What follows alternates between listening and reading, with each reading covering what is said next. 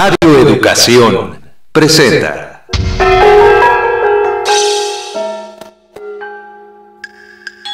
Tú, yo, él, ella, ellos, nosotros, nosotras.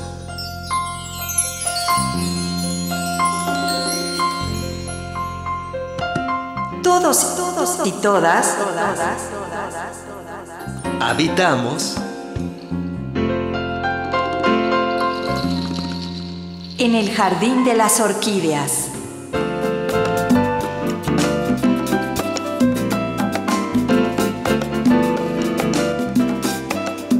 un encuentro con la diversidad sexual.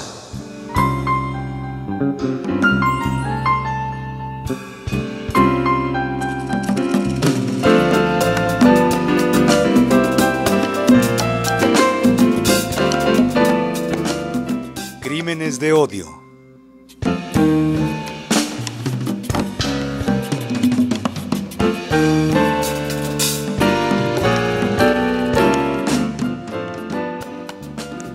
Muy buenas noches, México, continente americano, buen día el resto del mundo.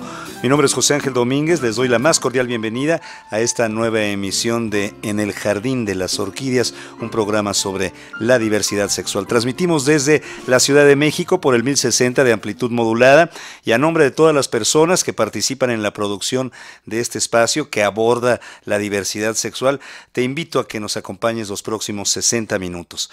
A los internautas que navegan en este momento por la red, les enviamos un abrazo fraterno, les recordamos que nos pueden ver inclusive por la plataforma Ustream o escuchar por el sitio www.radioeducacion.edu.mx.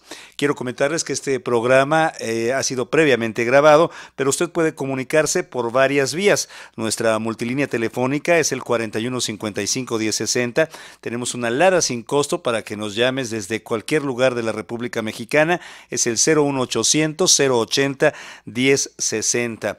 Les cuento que nuestros compañeros Seréndira Salazar y Víctor Bárcenas se encuentran en este momento en la cabina de transmisión José Vasconcelos atendiendo sus llamadas, por lo cual los invitamos a hacer uso de este derecho que tienen las audiencias.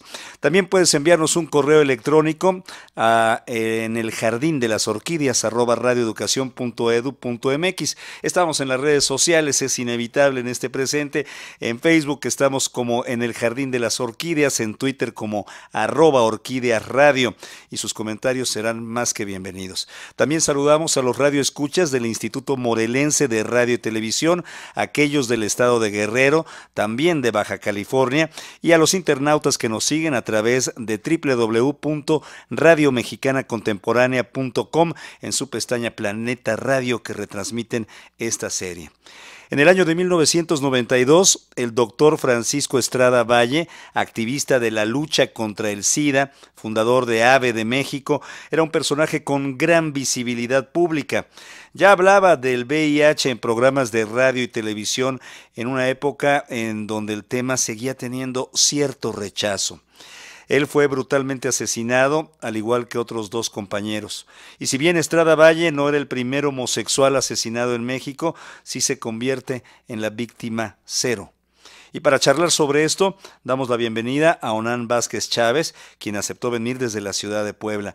Él es activista de los derechos humanos de las poblaciones lésbicas, gay, bisexual, transgénero y transexual de Puebla desde hace 2 años. Es presidente de No Dejarse es Incluirse, Asociación Civil Vida Plena Puebla, vocal por el sector social en el Consejo para la Prevención y Control del VIH-Sida del Estado de Puebla, COESIDA Puebla, miembro fundador del Comité Orgullo Puebla, que concentra a 10 organizaciones de la sociedad civil. Onan, muchísimas gracias por acompañarnos, bienvenido.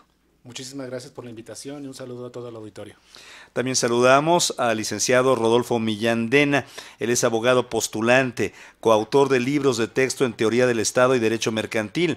Ha desarrollado distintos estudios para el Consejo Nacional contra la Discriminación.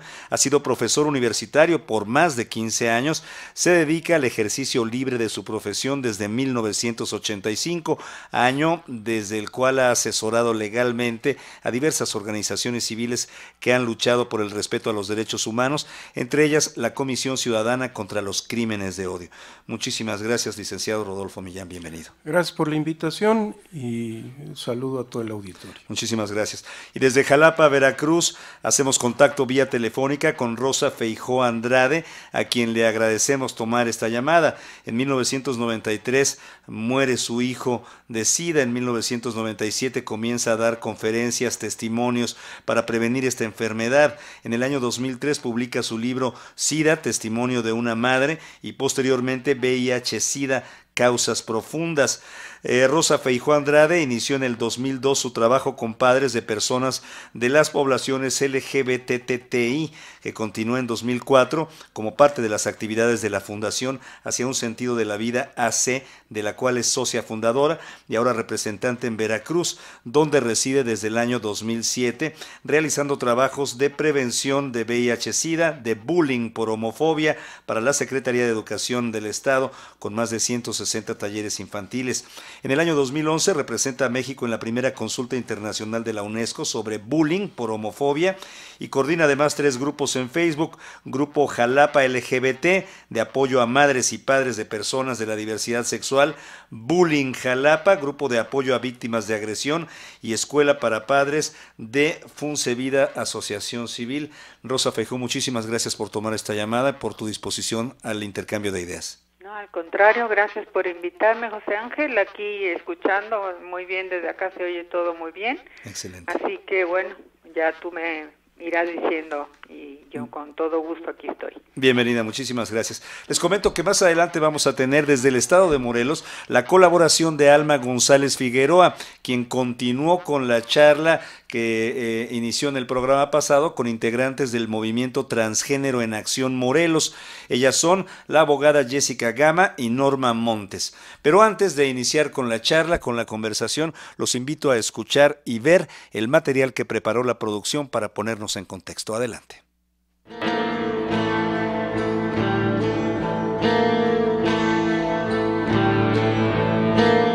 El 22 de julio de 1992 se publicaron estos encabezados en varios periódicos de la Ciudad de México. Se ensañaron con los 3 homosexuales. El nuevo alarma. Orgía de sangre. Enlace policíaco. Vendetta de homosexuales. Cuestión. Sádico triple asesinato. El sol de mediodía. Estos encabezados se referían al cruel asesinato del doctor Francisco Estrada Valle, activista en pro de los derechos de las minorías sexuales e integrante de la organización civil AVE de México. organización defensora de los homosexuales que viven con VIH. Francisco Estrada, de 35 años, médico de profesión, fue hallado muerto en un departamento del barrio de Coyoacán, junto con sus colegas René de la Torre González y Javier Rivero Meléndez, el 21 de julio de 1992. Los 3 muertos por estrangulación presentaron también huellas de tortura, siendo encontrados con sendas mordazas y atados de pies y manos.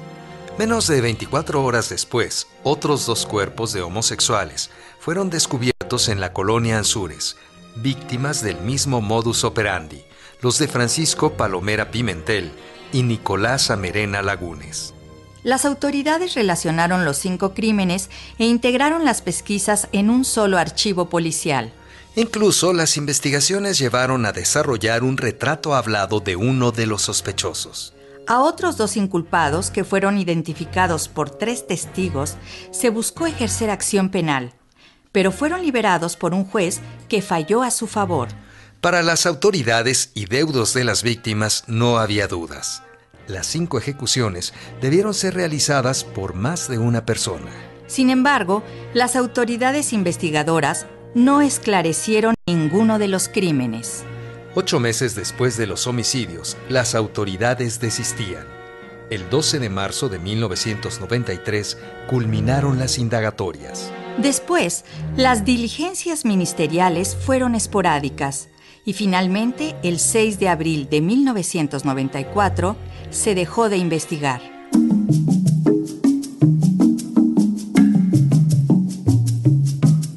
Desde el 14 de agosto de 1992, la madre de Francisco Estrada, Alicia Valle, decidió buscar el apoyo de la recién creada Comisión Nacional de Derechos Humanos para esclarecer el asesinato.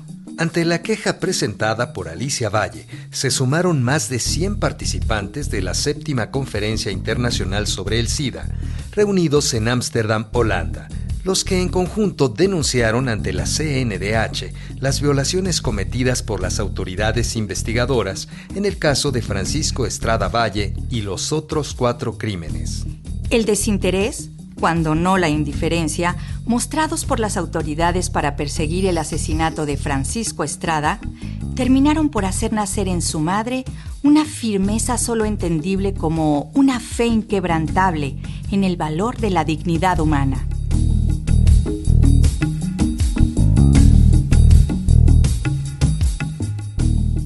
Año tras año, esta inquebrantable mujer se ha hecho presente en la Procuraduría Capitalina. Su célebre plantón rompe con toda explicación simbólica. No es solo la conmemoración del asesinato de su hijo, es la vehemente muestra, por mínima que sea, de que la impunidad se funda de manera frecuente en la negligencia de las autoridades. Desde 1993, más de 8 procuradores capitalinos y un número aún mayor de fiscales encargados de homicidios la han escuchado tocar sus puertas exigiendo justicia. Ninguno ha dado respuesta al llamado. Trátese de gobiernos autoritarios, de gobiernos del cambio o de los llamados de esperanza. Nunca antes esos procuradores de justicia habían recibido un calificativo de negligencia unánime, ni habían instalado con tanta profundidad la imagen de que el prejuicio homofóbico es algo que afecta a todos.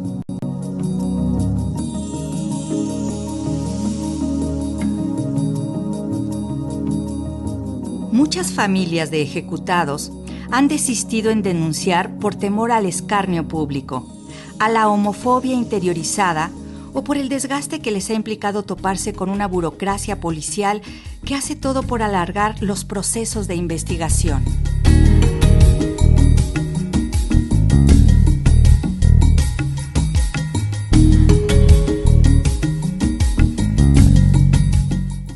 Pues ya lo escuchamos, amigas y amigos, esta propuesta contextual para iniciar con la conversación. Y yo quisiera preguntarle al licenciado Rodolfo Millán, ¿cuáles son las características, Rodolfo, de los crímenes llamados de odio?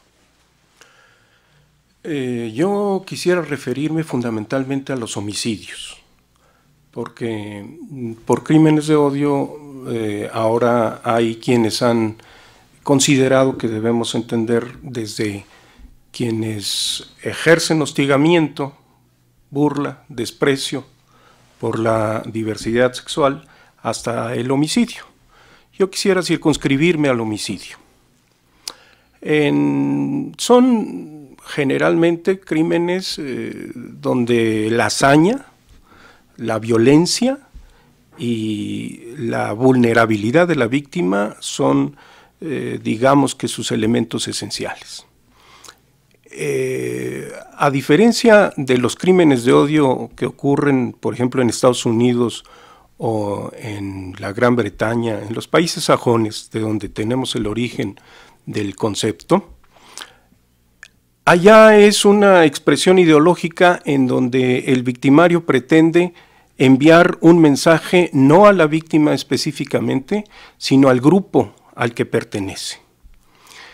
En México tiene otras características, pero es igual, es un mensaje del victimario a ese grupo al que no solo considera, sino que ha podido evidenciar como vulnerable, vulnerabilizado y vulnerable. Y en esas condiciones la violencia que se ejerce es muy cruenta. Yo siempre he puesto el ejemplo de si alguna vez alguien ha golpeado un costal de box. A los 3 golpes ya se siente uno cansado si no está acostumbrado. Bueno, pues es la misma energía que se necesita para apuñalar un cuerpo. Y estos cuerpos son apuñalados 27, 30, 50 veces. De tal suerte que esa violencia es terrible.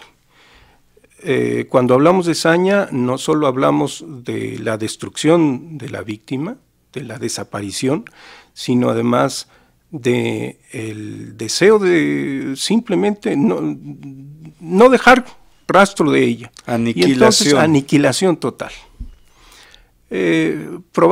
Con frecuencia se les encuentra en su propio domicilio.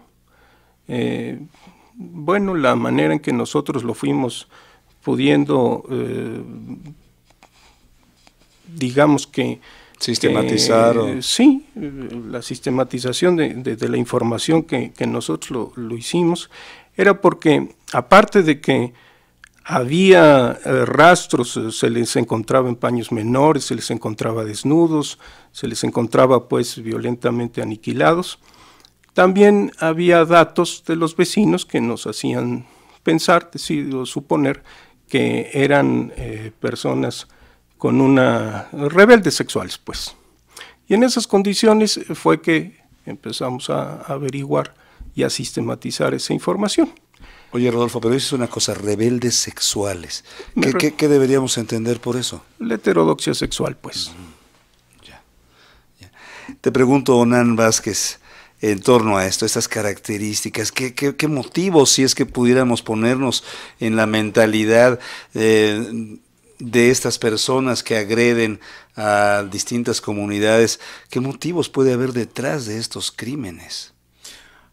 Pues precisamente esa es la gran duda, ¿no?, que tenemos nosotros. De hecho, cuando nosotros establecimos un diálogo con la Procuraduría General de Justicia del Estado de Puebla y que tuvimos acceso, ¿no?, específicamente al archivo, ¿no?, al expediente sí, específicamente del asesinato de nuestra compañera y amiga Agnes Torres, y leímos las declaraciones de que hicieron los criminales. Principalmente lo que ellos mencionaban o dijeron en ese momento fue que la asesinaron porque la veían sola, ¿no? Y aparte de todo porque era mujer, ¿no? Entonces, específicamente, por ejemplo, en el caso de Agnes, se juntan no solamente la homofobia, ¿no?, sino también la misoginia, y no solamente la homofobia y la misoginia, sino también la transfobia. Y pues para nosotros es de alguna manera revelador el hecho de que los motivos son verdaderamente subjetivos, ¿no? O sea, no había una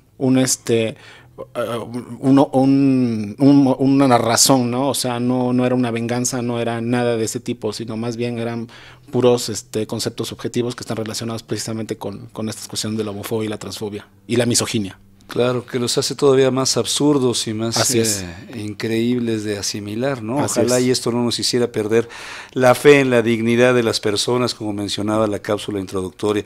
Y yo quiero preguntarle a Rosa Feijó, ¿cómo está la situación allá en aquella región geográfica reputada como alegre y magnífica que es el estado de Veracruz? ¿Qué nos dice, Rosa? Bueno, pues sí, alegre y magnífico, sí, pero esa situación se está dando en todo el país. Mira, yo no estoy metida en la parte legal ni en la parte de cuando ya se ha ocurrido un asesinato y qué pasa todo esto. Yo estoy en la cuestión del bullying por homofobia como prevención, ¿no? Pero te digo un ejemplo nada más. En el puerto de Veracruz, en una conferencia taller que di sobre el bullying por homofobia, uno de los padres que estaba asistiendo a la conferencia se me acercó al final para decirme que él trabajaba con el médico forense y me dijo: señora maestra, no sabe cuántos muchachos homosexuales nos llegan a la autopsia, ¿no? Y eso no se sabe nada, porque la prensa no lo dice. Entonces hay mucho debajo del agua que no se sabe, ¿sí? Claro. Y yo, para añadir un poquito lo que dijo Onan, es que simplemente la sociedad en general, aunque la persona homosexual, el varón homosexual, no vaya vestido de afeminado, El solo hecho de ser homosexual ya lo convierte para la sociedad en algo inferior, equiparado al nivel de la mujer. O sea que sí, efectivamente está totalmente relacionado todos estos crímenes de odio que están habiendo hacia las mujeres con los crímenes de odio hacia el homosexual, van de la mano, prácticamente es lo mismo, en mi concepto. Claro, sí, el licenciado Rodolfo Millán se fue hasta la cocina, digamos, hablando de los homicidios como la expresión más brutal de estos crímenes de odio, pero, licenciado, hay otros crímenes, el bullying es un crimen, ¿no? Sí, desde luego, el estigma está presente ahí, y lo cierto es que el estigma lo que autoriza, y volviendo un poco al homicidio, lo que autoriza es al victimario a tomar un arma en nombre de la sociedad para hacer desaparecer aquellos seres que a su juicio son despreciables. Y empiezan precisamente con eso, con la chacota, con el hostigamiento, con la burla, con el desprecio, que desde pequeños sufre quien es diverso sexual. Y termina con el homicidio. O el suicidio muchas veces también, como decía El suicidio, Rosa. claro, pasando por la violencia que se ejerce, por ejemplo, contra quienes deciden transformar su cuerpo y se dedican al trabajo sexual. En el Distrito Federal tuvimos un caso paradigmático, el de Liborio, que estuvo en los medios 2 días hasta desaparecer, en donde fue perseguido 3 cuadras, atropellado, golpeado, muerto, pero mientras tanto estuvieron vejándole, amenazándole, hasta que finalmente lo mataron. Ese es precisamente el proceso que empieza con lo que hoy llamamos bullying y que pues, no es sino el hostigamiento. Onan, la pregunta que le hice a Rosa Feijó en cuanto a cómo está la circunstancia de los crímenes de odio en la región geográfica que ella habita, bueno, es la misma Tláhuac. ¿Cuál es la circunstancia que vive en Puebla las personas de la diversidad sexual? Bueno, como todo el país, ¿no? O sea, sí hay situaciones adversas, ¿no? También hay estigma y discriminación. Y obviamente también hay presencia de estos homicidios, de estas características. Nosotros comenzamos a documentar desde, bueno, en realidad tengo yo 12 años trabajando, no dos. Son 12 años, 12, sí. Aquí son tenía 12. yo 2 años, claro. Ajá, sí, discúlpanos, no hay problema, no hay problema. Desde hace 12 años que estamos trabajando, comenzamos a documentar principalmente a través de un diagnóstico comunitario cuál era la situación de las poblaciones en Puebla. Y nos enfocamos principalmente en dos aspectos. Uno era el acceso a la justicia y el otro el acceso a los servicios de salud. ¿Qué tanto las poblaciones le tienen confianza y qué tanto se acercan a estos servicios? Y bueno, también la documentación de los asesinatos, ¿no? de los homicidios. Y desgraciadamente, bueno, nosotros en esa documentación tenemos hasta febrero de 2013, 27 crímenes documentados. No todos se consideran como crímenes de odio por homofobia, pero en lo que va del año, el resto del año, de 2013, ya son 6 asesinatos en este año que están impunes, y el año pasado fueron 13. Dentro de las cuales el año pasado fueron precisamente asesinadas 2 de nuestras compañeras de la organización, Agnes Torres y Bárbara Lezama.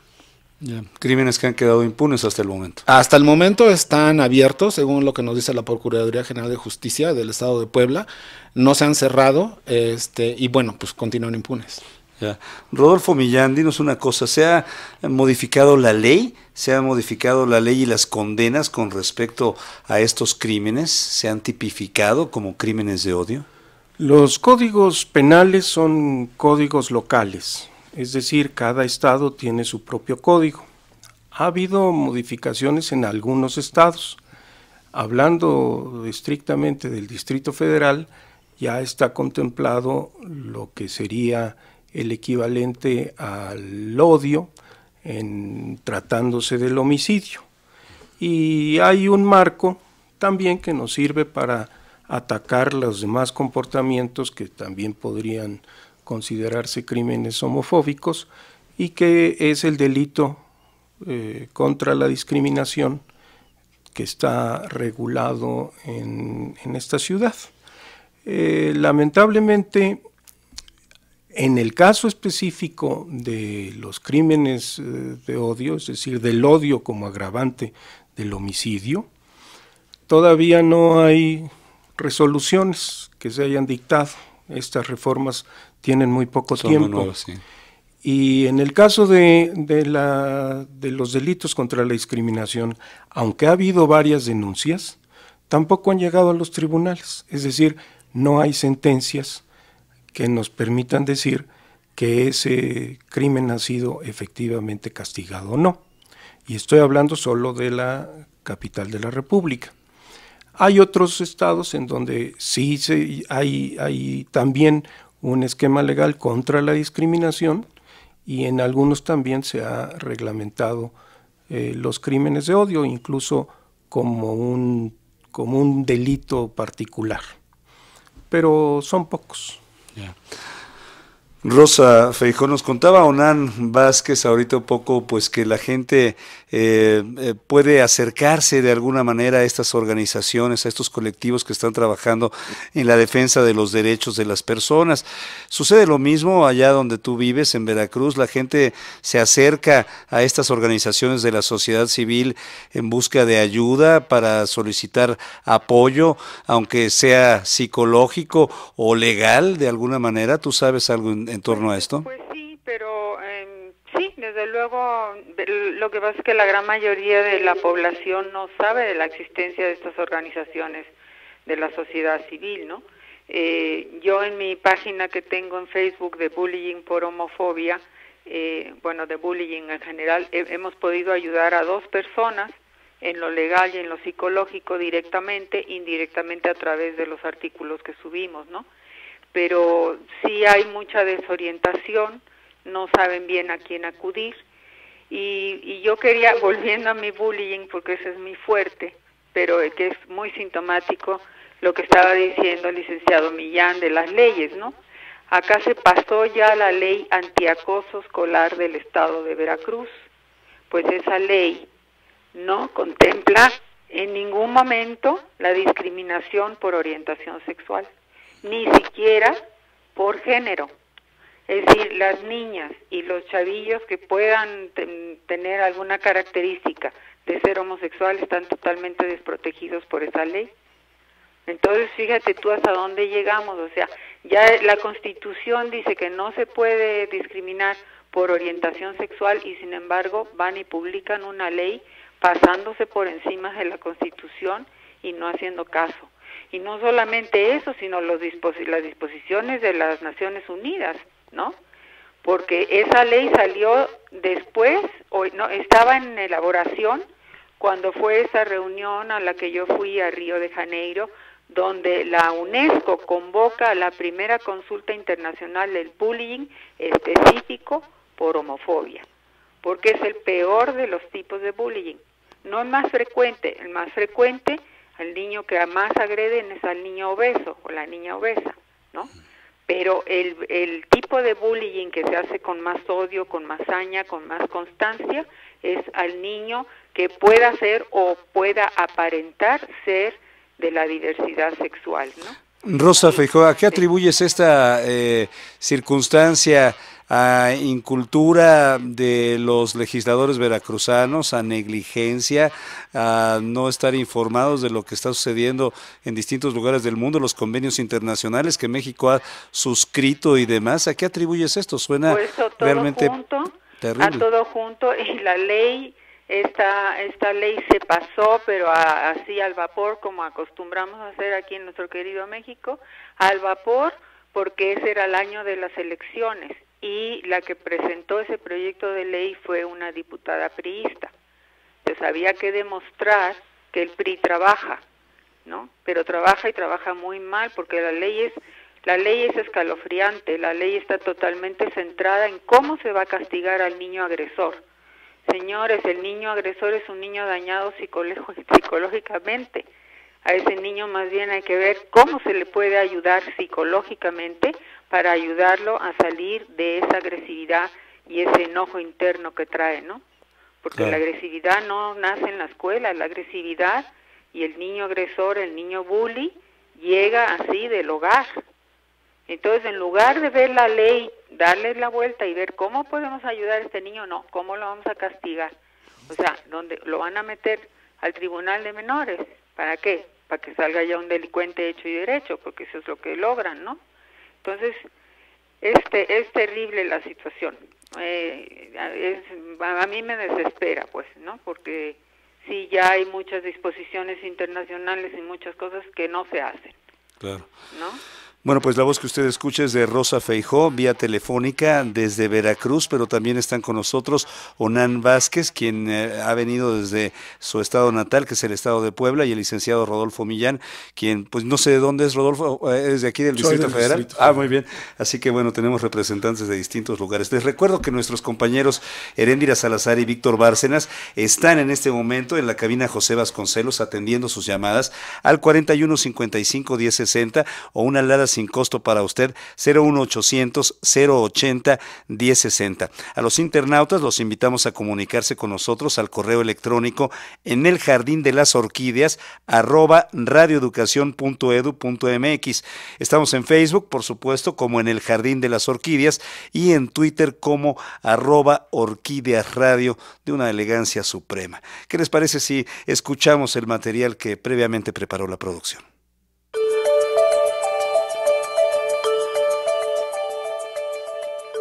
México ocupa el segundo lugar mundial en crímenes de odio por homofobia, solo por debajo de Brasil, denunció el director del Instituto Oikos Centro Integral, Juan Carlos Hernández Meujeiro, en el marco del Día Internacional contra la Homofobia y la Transfobia.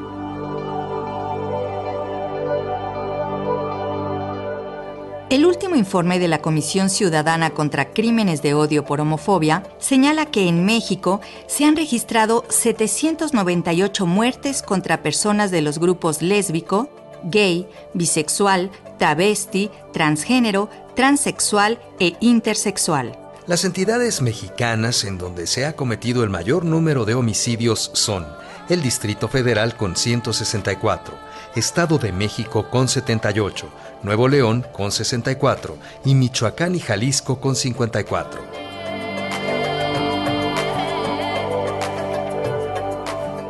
Casi 80 países en el mundo criminalizan la homosexualidad y condenan los actos sexuales entre personas del mismo sexo con penas de prisión.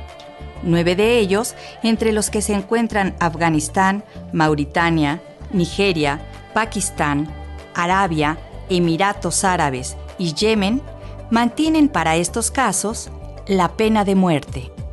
La penalización y la discriminación violan los derechos humanos de las personas homosexuales y promueven en la conciencia social más ataques violentos verbales y físicos, e incluso en muchos casos hasta la muerte. La organización civil Letra S, en su informe de homicidios contra personas LGBTTI en el periodo 1995-2013, destaca que los hombres homosexuales son las principales víctimas con 640 casos, seguidos de las mujeres trans con 152 y lesbianas con 6, además de que la mayoría tiene entre 18 y 30 años de edad. Los ataques con arma blanca representan 37% de los casos con 302 víctimas, por encima de los golpes con 161, arma de fuego con 98, estrangulamiento con 74 y asfixia con 58, entre otros. A pesar de las cifras expuestas por Letra S, la Comisión de Derechos Humanos del Distrito Federal declaró que en México no existe aún el reconocimiento de los crímenes motivados por el odio, por lo cual no existen registros confiables en este tipo de delitos realizados por las autoridades responsables.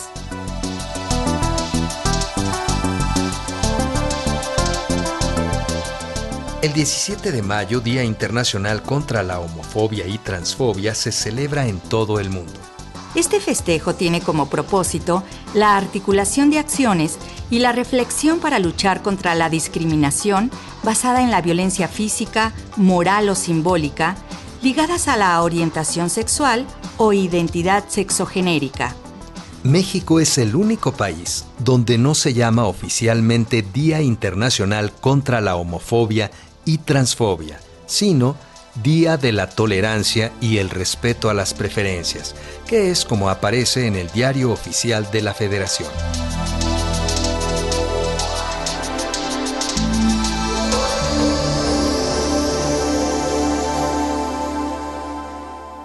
Pues ya lo escucharon ustedes, amigas y amigos, cuando las palabras no nombran verdaderamente lo que sucede, tenemos problemas.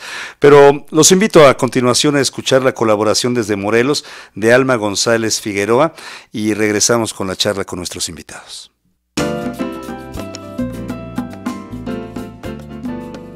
Hola, una vez más les saluda su amiga Alma González Figueroa. Continuamos en el municipio de Jiutepec. Estamos en un lugar muy agradable frente a la catedral y el zócalo de este bello municipio. El tema de hoy es crímenes de odio, homofobia, transfobia. Seguiremos platicando con Norma Montes y Jessica Gama del Movimiento Transgénero en Acción del Estado de Morelos. Norma y Jessica, en el tema de la semana anterior platicábamos sobre los motivos, las razones que les llevaron a crear este movimiento. ¿Podrían ahondar, hablar un poco más de los casos que ustedes tienen datos? Estamos hablando cuando menos de 8 años a la fecha, en los cuales no se les ha dado seguimiento alguno de parte de las autoridades correspondientes, sino que simplemente ahora sí que han quedado en el olvido. Precisamente el caso más reciente que tenemos fue el que aconteció el pasado día 25 de marzo de este año y precisamente fue aquí en las torres de CIVAC, de aquí de Jiutepec. ¿Cuántos casos tienen ustedes en total? Cuando menos hay 10, es decir, de hace 5 años para acá, 5 o 8 años. Perdón, ¿nada más de Jiutepec o del estado de Morelos? No, de Jiutepec. De Jiutepec, nada más de sí, Jiutepec. Sí, dentro de ellos se encuentran algunas compañeras nuestras, precisamente y desgraciadamente al no tener fuentes oportunas de trabajo y generalmente son víctimas de la prostitución. Estamos hablando en este inter de la prostitución que se ejerce desde Paseo Cuauhnáhuac, que corresponde a una parte de Cuernavaca y una parte de Jiutepec, hasta casi llegar al Progreso. Además son crímenes brutales, ¿verdad, Norma? Pues sí, son crímenes sangrientos, porque varias compañeras han sido apuñaladas con saña de odio, de homofobia hacia la persona. Entonces, pues pedimos al gobierno, a los municipios, que sean esclarecidos esos homicidios. Norma, tú mencionabas que recientemente hay más apertura y más disposición por parte de las instituciones. Anteriormente no había tanta apertura como ahora. De hecho, le agradecemos a los medios, tanto a ti en especial, que nos brindes la oportunidad de dar a conocer estos casos de muertes por homofobia y también al gobierno del estado, ya que se ha preocupado últimamente por abrir estos espacios y sobre los derechos de las personas como nosotras. ¿Y cuáles son las estrategias, qué planes tienen para erradicar esta discriminación, para erradicar los crímenes de odio?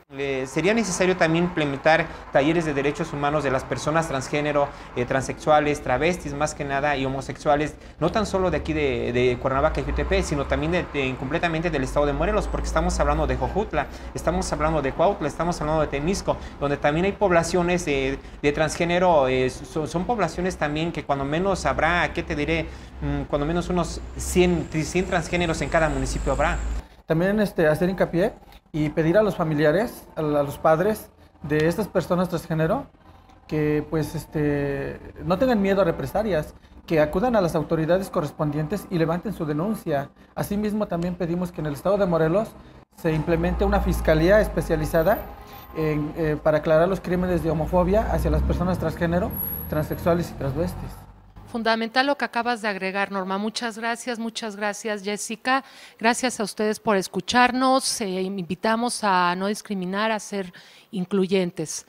Agradezco también a nuestro realizador Timoteo Conde, a nuestros camarógrafos Juan Palacios, Miguel Guerrero, a nuestro iluminador Narciso Ordaz, en la edición Carla Lechuga y Leslie Muñoz. Se despide de ustedes su amiga Alma González Figueroa.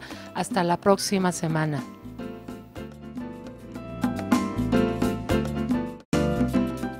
Le agradecemos a Alma González Figueroa por su colaboración. Seguimos en el Jardín de las Orquídeas, un encuentro con la diversidad sexual, y continuamos con la charla con nuestros invitados. Son el licenciado Rodolfo Millán, Rosa Feijó, telefónicamente desde Veracruz, y Onan Vázquez, quien ha venido desde la ciudad de Puebla. Desde la formación de la Comisión Ciudadana contra los Crímenes de Odio por Homofobia, la sociedad civil pues ha exigido a las autoridades el esclarecimiento de estos crímenes, pero hay un balance. Nos contabas tú, Onana, ahorita que ustedes están en contacto con las procuradurías del Estado y tal. ¿Hay un balance de esta respuesta ante la exigencia de los colectivos y de muchos sectores de la sociedad? ¿Qué nos dices ahí? Sí, nosotros iniciamos una incidencia para tener una reunión con el Procurador General de Justicia del Estado de Puebla y revisar, ¿no?, los crímenes, cuál era el estatus que guardaban todos estos crímenes que hemos documentado principalmente de manera hemerográfica, debido precisamente al asesinato de nuestra compañera, ¿no?, que menciona, nuestras dos compañeras, Agnés y Bárbara. Durante estas pláticas que tuvimos con el Procurador General de Justicia, se revisaron, ¿no?, cada uno de los crímenes, y de lo que pues tenemos en este momento es que solamente uno ha sido ya totalmente cerrado. De toda la lista que les mencioné, solamente uno está cerrado, todos los demás están en proceso. Algunos fueron resueltos, pero el criminal está prófugo, ¿no? Eso es lo que así nos menciona el procurador. Otros están pendientes, y de todos ellos solamente han considerado a 2 de los crímenes como crímenes de odio por homofobia o transfobia, ¿no?, de todo el número que hay. O sea, esto significa que siguen resistiéndose a nombrar claramente una situación. Principalmente por lo que estaba mencionando el licenciado Millán, con respecto a cuáles serían las características de un crimen de odio, ¿no? O sea, bueno, todos los crímenes son de odio, ¿no? Creo que no hay un crimen de amor, claro, pero un exceso de amor. Exactamente, ¿no? Entonces, más bien por la cuestión esta jurídica, ¿no?, en donde, bueno, en el Estado de Puebla ya el odio está considerado como un agravante, ¿no? Y precisamente por estas cuestiones jurídicas, ¿no?, del lenguaje que se maneja en los códigos penales, es que solamente la autoridad reconoce 2. Pues tremenda circunstancia, licenciado Millán. ¿Usted cree que esta situación de comisiones y demás posibilidades que tenemos los ciudadanos en distintos lugares del país de exigir esclarecimiento de estos crímenes vayan agilizando la respuesta a las investigaciones y sobre todo el esclarecimiento de los casos? ¿Qué nos dices ahí? Yo pienso que es la única vía que tenemos los ciudadanos, es decir, ante la inacción de la autoridad, ante la negligencia en el esclarecimiento de esos crímenes, lo único que nos resta es que los propios ciudadanos nos organicemos y presionemos a el actuar de esas autoridades. Por ejemplo, en el Distrito Federal, a partir de la constitución de la comisión, pues el tratamiento que nos dieron los procuradores fue muy desigual. Del que mejor respuesta tuvimos fue el procurador del Villar. Hicimos incluso campañas conjuntas, fue ahí donde empezamos a hablar precisamente de los crímenes de odio por homofobia, y después al final con el entonces procurador Mancera. Pero los 2 procuradores intermedios ni siquiera nos recibieron. De tal suerte que no veo otro camino real, efectivo, que la organización de los ciudadanos y la presión que puedan ejercer precisamente para que empiecen a reconocer el fenómeno. Yo sí le puedo decir como anécdota que una subprocuradora, que después fue magistrada, reconoció que el fenómeno en la Ciudad de México era muy grave, pero que no lo podía decir públicamente. Off the record, como dicen. Así es. Y es que y empieza precisamente porque como no se realiza una investigación científica, sino nada más están esperando que venga el asesino a confesar, pues entonces todos esos asesinatos quedan impunes. Si además los califican o reconocen el calificativo de que son crímenes por homofobia, pues entonces tienen una papa caliente que no saben cómo resolver. Exactamente. Hablas, Rodolfo Millán, de negligencia, hablas de desatención, hablas de falta de preparación, inclusive de nuestros cuerpos de seguridad. Otra agravante es la situación de violencia nacional por otros crímenes, ¿no?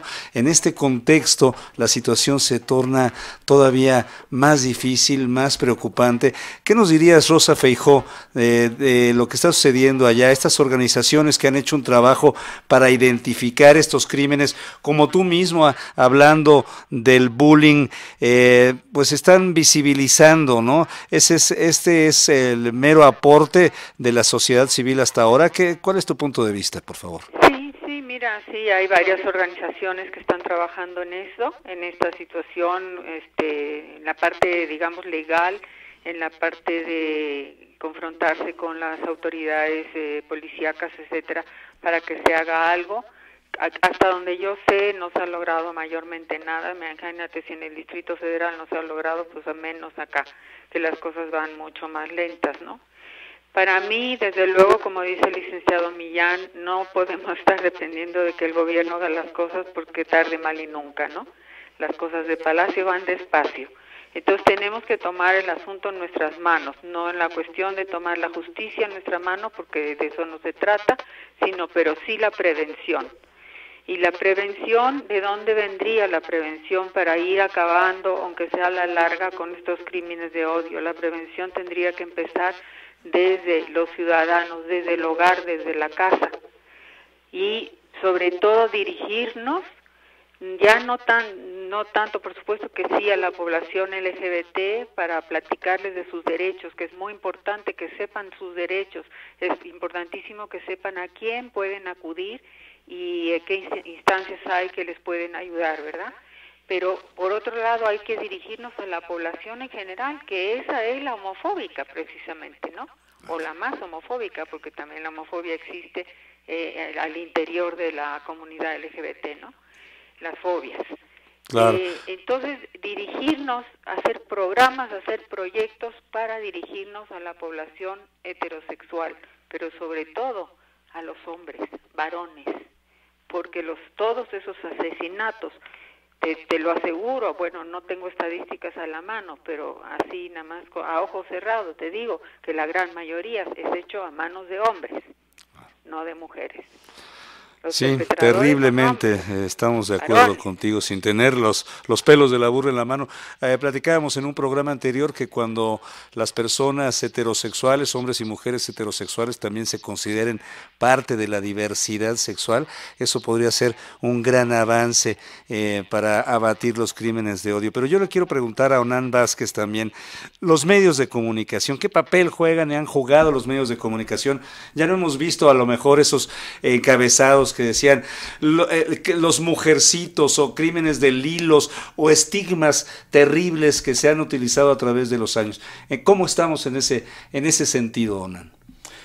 Bueno, precisamente haciendo seguimiento a los medios de comunicación que reportan este tipo de noticias de asesinatos, sí hemos notado que ha habido pequeñitos avances, ¿no? O sea, recientemente, ¿no? El crimen más cercano que ocurrió en Tehuacán, ya los medios de comunicación comienzan a hablar de crímenes de odio o crímenes homofóbicos. Ya no, alguno que otro medio ya evita hablar de crímenes pasionales, porque eso es lo primero con lo que los califican, ¿no? O se matan entre ellos, pero bueno, que de ese tipo de juicios, ¿no? Sin embargo, hace falta mucho por hacer con los medios de comunicación también, ¿no? O sea, hay que hacer una incidencia, ¿no? En medios de comunicación precisamente para que traten los temas y las cabezas de estas noticias de la manera más adecuada y correcta. Ya. Y no hablemos, por ejemplo, de los medios masivos nacionales de comunicación en donde estas cuestiones luego no llegan o llegan muy sesgadas, ¿no? Sino de estos pequeños medios que luego en todas las comunidades existen y que son muchas veces reporteros, informadores, comunicadores muy aguerridos que exponen su vida por diversas circunstancias de crimen organizado, pero también de agentes perniciosos que son de los 3 órdenes de gobierno y que luego no tienen la capacidad suficiente para abordar estas temáticas. Licenciado Rodolfo Millán, ¿qué nos dices por ahí? ¿Hay posibilidad de que la sociedad civil demande a los medios de comunicación una mejor actuación, que los llevemos a los tribunales, por ejemplo? Bueno, hay meterse con la prensa por medios judiciales es muy complicado. Pero lo que sí puedo decir es que, y es una paradoja, una de las cosas que logramos con algunos medios nacionales, concretamente con la prensa y el Metro, que son los que reportaban ese tipo de asesinatos, se convirtió en una paradoja porque esos eran los que nos daban o los que nos permitían manejar nuestra metodología. Hemerográficamente, como dice Onassis. Exactamente. Claro. Y entonces, en el momento en que, a partir de la presión que ejercimos y que ejercieron muchos otros grupos, porque afortunadamente me parece que una contribución que fue de la comisión fue precisamente que el colectivo hiciera suyo la demanda y solito camina ahora, fue precisamente que cambiaran la manera en que abordan esos crímenes. Y entonces ahora perdimos esa fuente de información, pero sí hay compañeros organizados que se han dedicado precisamente a capacitar o a tomar asiento con la prensa, con los periodistas, para que entiendan que el tratamiento debe ser diferente. Y bueno, por ejemplo, en la prensa ha sido, el periódico La Prensa, ha sido tal la recepción que ahora hasta una columna tienen algunos de ellos. Sí, claro, que se celebra desde luego.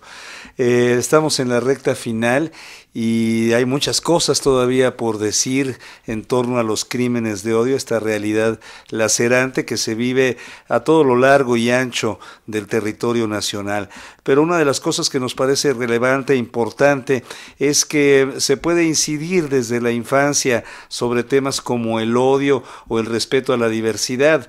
Pensamos que esto puede ser así, aunque estos cambios culturales pueden tardar muchísimo tiempo, es importante trabajar con los jóvenes como estás haciendo tú, Rosa Feijó. ¿Qué nos dices? Sí, efectivamente. Bueno, mira, yo realmente no estoy trabajando con los jóvenes, sino con los padres y los maestros. Porque bueno, hay que trabajar en 3 frentes, padres, maestros y jóvenes, ¿no? Mi taller está diseñado para adultos, los chiquillos pues es muy largo, no les va bien. Estoy elaborando ya un taller para niños, pero bueno, de manera indirecta, a través de los padres y los maestros, se puede empezar a hacer un cambio, ¿no? Pero sobre todo los padres, y bueno, maestros que son padres a la vez también, ¿no? Todo lo que es la violencia, todo ese comportamiento violento que estamos viviendo, y se inicia, bueno, ese es mi convencimiento, se inicia en el hogar. ¿Por qué? Porque tenemos una niñez que está totalmente desprotegida, está totalmente abandonada por sus propios padres. Por un lado está el fenómeno que sí, que ambos padres trabajan, pero no siempre esa es la razón. Y a veces está la mamá o está el papá en casa y simplemente papá y mamá andan con la cabeza metidos en quién sabe qué o en sus problemas cotidianos, económicos o lo que sea, y no le prestan la suficiente atención al niño. Es un fenómeno mundial, no solamente es México. La negligencia hacia el niño es una epidemia mundial. Y si al niño no se le escucha, mira, te voy a decir un detalle, una anécdota, de siempre en los talleres, te digo que ya he dado como 180, siempre les hago esta pregunta a los asistentes. A ver, por favor, levanten la mano aquellos que jamás en su vida le han dicho la palabra, ni siquiera la palabra tonto a su hijo. Mira, me habrán levantado la mano 10 personas en todos estos 180 talleres de 40 personas cada taller, ¿no? Y yo misma las bajo, porque yo también dije tonto a mis hijos. Entonces es una palabra que estamos usando para no decir otras peores, y menos no la voy a decir al aire, ¿verdad? Pero esa es la más suavecita, con la que estamos ya de por sí insultando a nuestro hijo, lo estamos denigrando, le estamos bajando la autoestima, y todo eso contribuye a ir educando a un niño con autoestima baja, con resentimientos, con enojos, y si encima hay violencia dentro del hogar, y desgraciadamente hay mucha, aprende también patrones de comportamiento de violencia, pues eso lo repite luego en la escuela, o se desquita en la escuela. Las palizas que le da el papá, pues va y se desquita en la escuela con otro. Entonces todo es un ciclo vicioso, y hay que ir haciendo algo. Bueno, son granititos de arena lo que hago, porque realmente con tantísimas escuelas que hay en el estado de Veracruz, 180 talleres no es nada, ¿no? Por supuesto, pero por algo se tiene que empezar, nuestra querida Rosa Feijó, y se agradece que gente como tú esté trabajando, aportando, aunque sea unos minúsculos, parecería ser granitos de arena, pero que valen muchísimo la pena. Tenemos ya un minuto escaso, un par de minutos para invitar a Onan Vázquez y a Rodolfo Millán a cerrar este tema de la manera que lo consideren más conveniente. ¿Cómo cerrarías esta conversación, que te agradecemos mucho, Onan Vázquez? Bueno, principalmente lo que yo quisiera decir es que sí nos hace falta mucho trabajar en la familia, ¿no? O sea, a visibilizar todas estas pequeñas, entre comillas, problemáticas, ¿no? O sea, de violencia, ¿no? De denigrar a los hijos, que de alguna manera, si no los visualizamos, verdaderamente lo que estamos aportando es no una solución a un problema, sino nos convertimos parte de ese mismo problema, ¿no? Entonces, definitivamente estoy totalmente de acuerdo en que se tiene que trabajar en la familia, ¿no? La familia tiene que ser verdaderamente incluyente. Por supuesto. Licenciado Rodolfo Millán, agradeciéndote muchísimo tu tiempo. Pues al contrario, gracias a ustedes.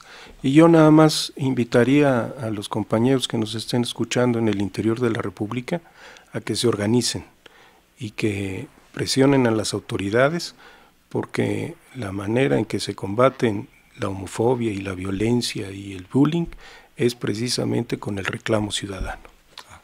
Pues muy bien dicho, muchísimas gracias, licenciado Rodolfo Millán Dena, muchísimas gracias, Onan Vázquez, muchísimas gracias, Rosa Feijó, por sus comentarios, por sus puntos de vista. Ha sido un verdadero placer conversar con ustedes en esta oportunidad. Muchas gracias, amigos. Y bueno, pues nos despedimos de usted donde quiera que nos escuche o nos vea. No se olvide que la próxima semana tenemos una cita. El tema que vamos a analizar junto con nuestros invitados va a ser algo interesante: sociedad de convivencia, matrimonio igualitario y parentalidad lésbico-gay. Te invitamos a continuar conectado a este programa a través de las redes sociales.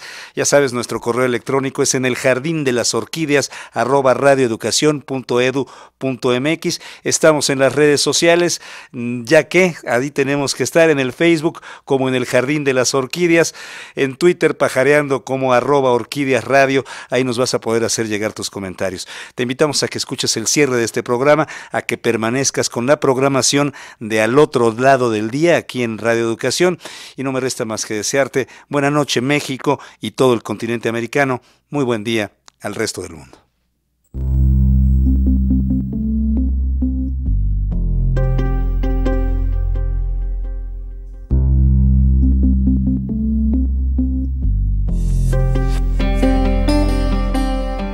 Esto fue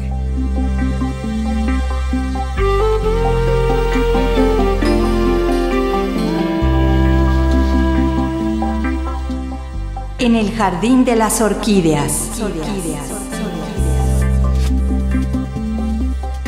un encuentro con la diversidad sexual.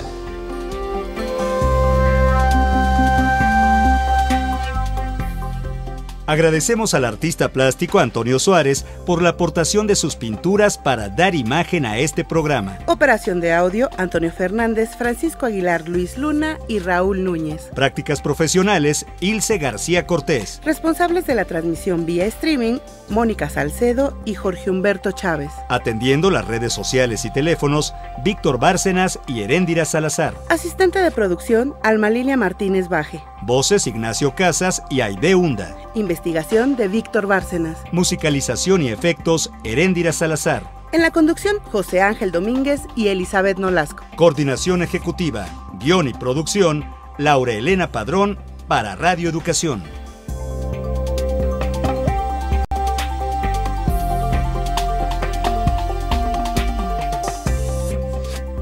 Trepado en mí casi no hacía ruidos, pero desaforadamente su bestia comía de mi culo, un hombre silencioso en tiempos de guerra. Este hambriento, dije, es mi hermano, y me abrí delicadamente como un jacinto a la pisada del buey. Le di agua de mi boca, manos que fueron pañuelos para su frente, mi espalda como un pan, y ojos que supieron cerrarse a tiempo. Trepado en mí, dije, este hombre es mi hermano, y lo quiero porque somos igual de pobres, y estamos igual de hambrientos. Caín y Abel, Juan Carlos Bautista.